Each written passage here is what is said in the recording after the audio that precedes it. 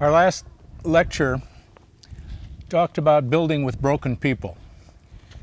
Now we're going to look at the subject of the pastor's tools: authority, wisdom, and grace. I'm drawing a lot of this material from a book which I wrote called Pastoral Graces, Reflections on the Care of Souls. And as I would teach this class over the years, some of those things found their way into this book. So I'm using some of the things I have written as we talk. The pastor's tools: authority, wisdom, and grace. Years ago, a carpenter told me that in theory he could build a whole house with 3 tools: a hammer, a saw, and a square. I don't know if that's true, but when I thought about pastoral tools, there are many. There are way more than 3, but these 3 stood out to me as I was thinking about it: authority, wisdom, and grace. Authority is something that is conferred on pastors by God. It's a surprise if you, when you become a pastor, if you're a young pastor, at least it was for me, this authority that people gave to me, that they recognized in me. I remember early on in my, we had attended a church for 5 years, and then they asked me to be a pastor. So I was just one of the flock one day, and I was a shepherd the next. And I remember not long after that, there was a lady who was considerably older than me, who had been very vicious in some of the comments she had made about someone. And it happened that I found myself alone with her in the foyer of the church, and felt that it was time for me to say something to her about her behavior. So I just challenged her that she hadn't been very kind. I thought maybe she'd hit me, but instead she recognized that and said she was sorry and said she would do better. I remember walking away surprised that I had that kind of authority. I think she recognized in me what God had put there.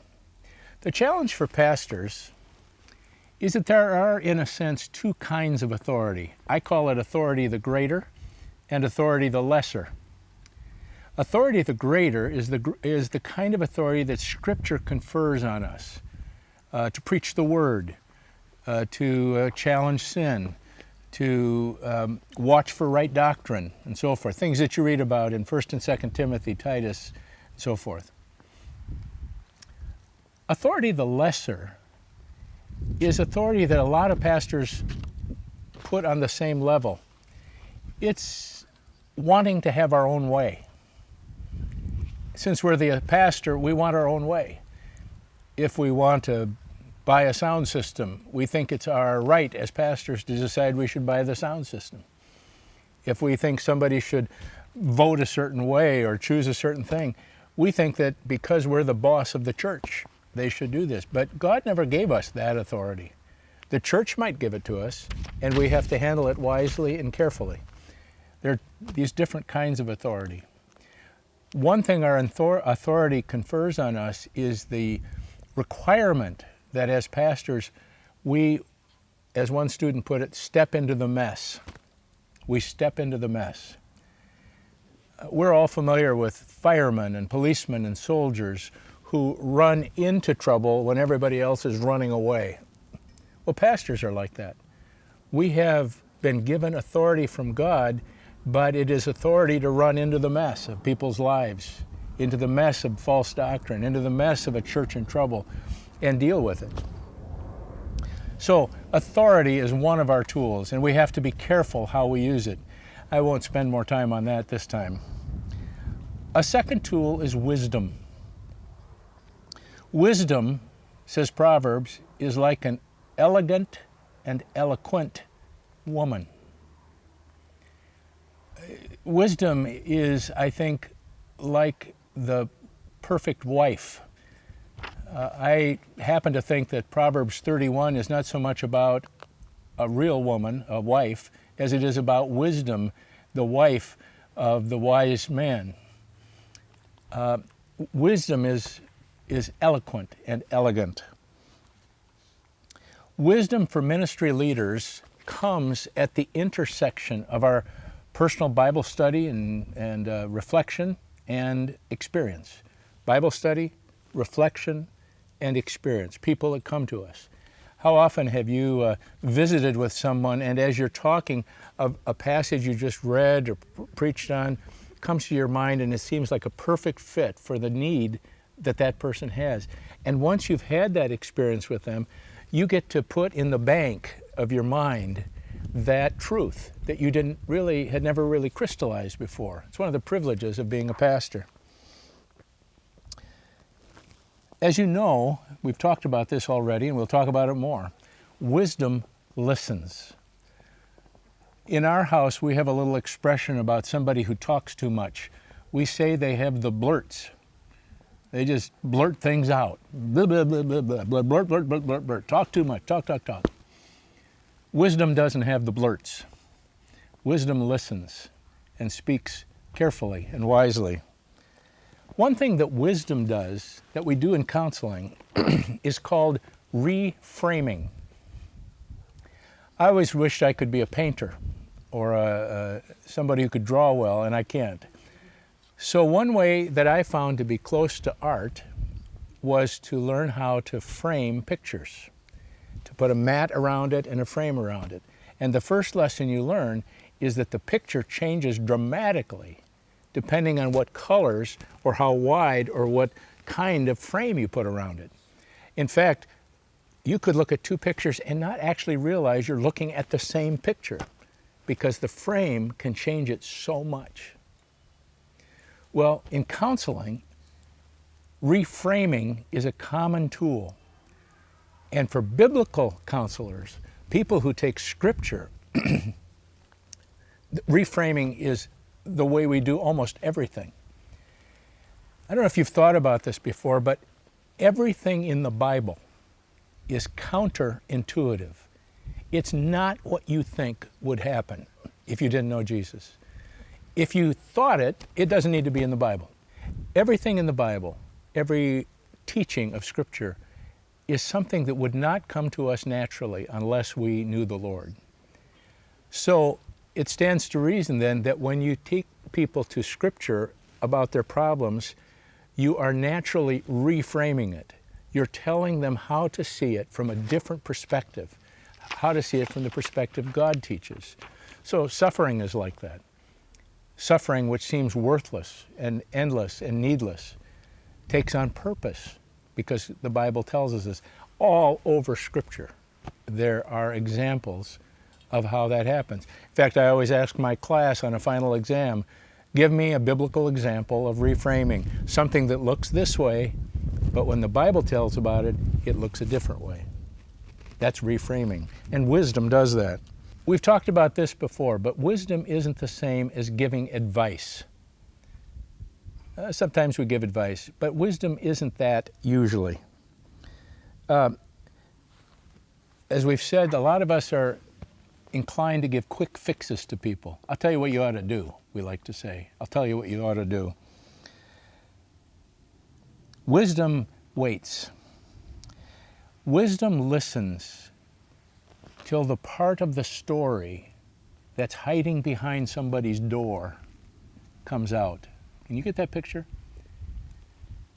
You're visiting with somebody and they've got a story to tell you, but there's part of that story that's hiding behind the door, embarrassed or ashamed or shy to come out. And when wisdom waits, when you wait and listen, finally that part of the story comes out, and then things start to make sense. We listen till people know they're being heard so that their story and their feelings can get a word in edgewise. I mentioned before that part of wisdom is like having an earbud in your ear, like a secret service, like a guard does, that you can hear the Holy Spirit speaking to you sort of quietly over the conversation or the incident in front of you.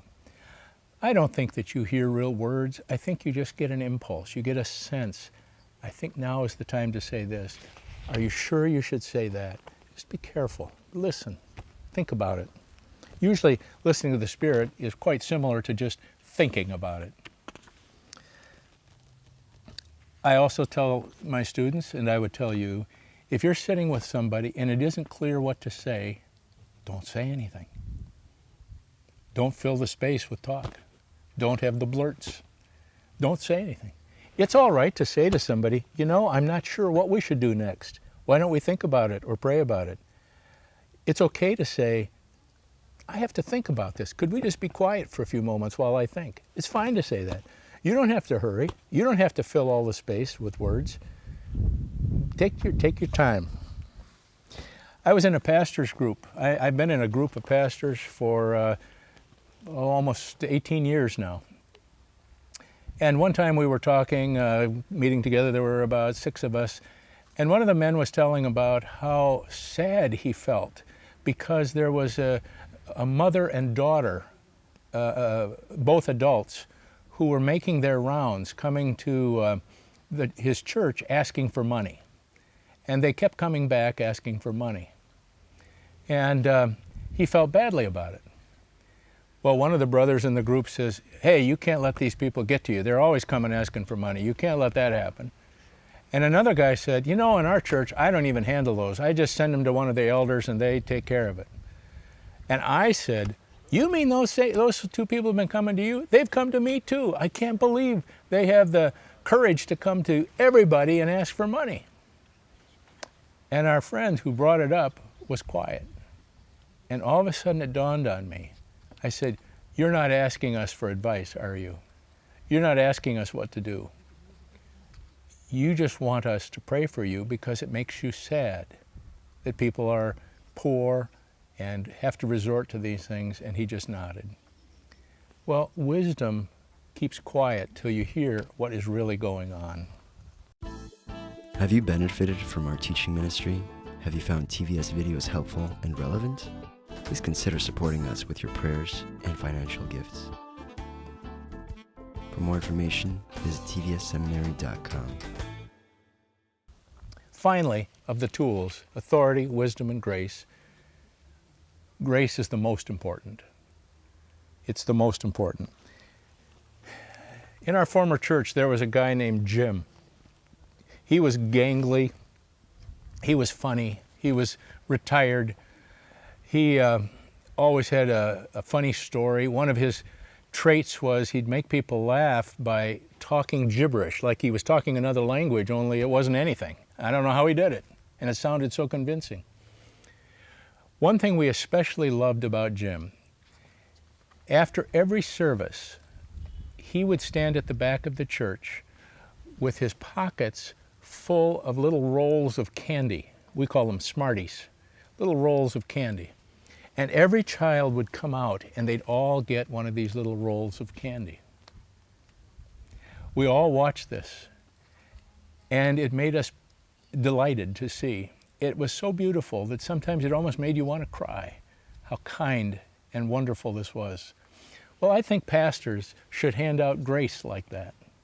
I think our pockets should always be full of grace. So keep the grace of Scripture in your pocket. Don't be glib. Don't just use Scripture carelessly. But Proverbs says a word aptly spoken is like apples of gold in settings of silver. Let's be good at using Scripture. Use Scripture to bless people, to encourage them. Friend, do you remember the Scripture that says God will never leave you or forsake you? You know, there's a verse that says He will be with you always. Another way we do this is have a pocket full of sympathy and understanding. People just need to be understood. You don't always have to have an answer for everything. You don't have to say something all the time. Just listen. I bet that was really difficult.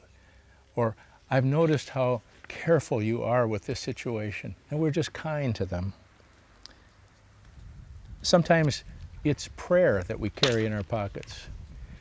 One time I was sitting at the coffee shop I like to go to. I was sitting outside at a table, and this guy came out. He was talking on the phone loudly. He was very agitated. He had a cup of coffee in one hand and a Coca-Cola in another. He had a phone under one ear and another phone on his belt. And when he finally hung up, I said, I kidded him, I said, "Man, you got to relax a little." And that started my friendship with the guy I called Two Phone Joe.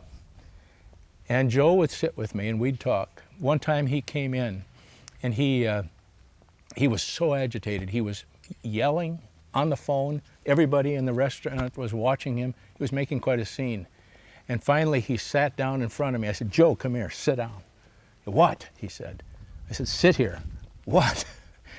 I said, "Joe, I'm going to pray for you." He looked at me like, I don't know if anybody's ever prayed for you before, but I'm going to pray for you now. And I put my hand on his hand and I prayed that God would bring him peace. About 30 seconds. When he looked up, it was like something that had never happened to him before. We carry grace in our pockets. Authority, wisdom, and grace.